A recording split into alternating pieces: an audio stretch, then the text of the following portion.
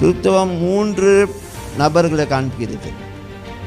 பிதா, குமாரன், பரிசுத்த ஆவி என்ற 3 நபர்களை காண்பிக்கிறது.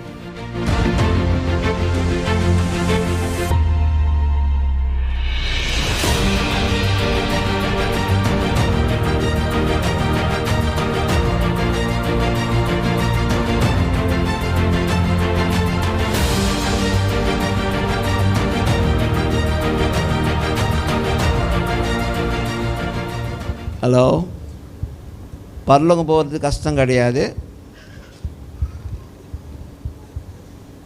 எப்போ நீங்கள் பிதாவை அறிஞ்சு கொள்கிறீங்களோ அப்பொழுது நீங்கள் நித்திய ஜீவனை அனுபவிக்க ஆரம்பிக்கிறீங்க.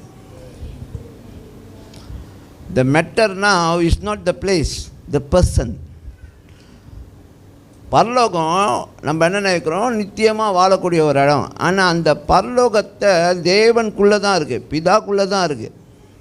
நம்ம பிதாவை அடைஞ்சோமா நாம் பரலோகத்தை அடைஞ்சிட்டோம்.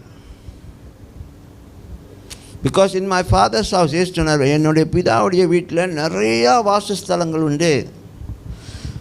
ஏற்கனவே நான் அதை உங்கள்கிட்ட பேசியிருக்கேன். அப்போ ஒவ்வொரு வாசஸ்தலத்துக்குள்ளே நாம் அப்படின்னா பிதாக்குள்ளே நம்ம எல்லோரும் என்னார் தங்கியிருக்கிறோம்.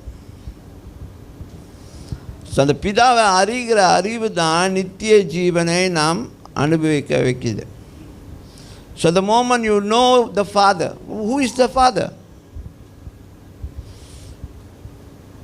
ஸோ மதம் இதை போட்டு குழப்பிகிட்டு இருக்குது, பயங்கரமான ஒரு குழப்பத்தில் போயிட்டுருக்கேன். மதம் என்ன சொல்லுது, ஜீசஸ் தான் பிதா, பிதா தான் ஜீசஸ் அப்படின்னு. அப்போ திருத்துவத்தை நம்ம என்ன செய்கிறோம், மறுதளிக்கிறோம்.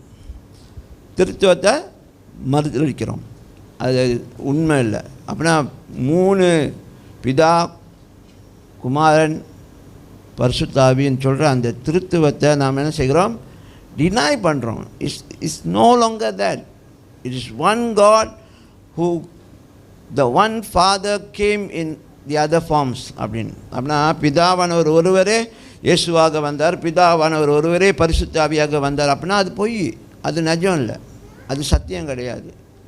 ஏன்னா அது திருத்துவத்தை காமிக்கல. திருத்துவம் 3 நபர்களை காண்பிக்கிறது. பிதா, குமாரன், பரிசுத்த ஆவி என்ற 3 நபர்களை காமிக்கிறது.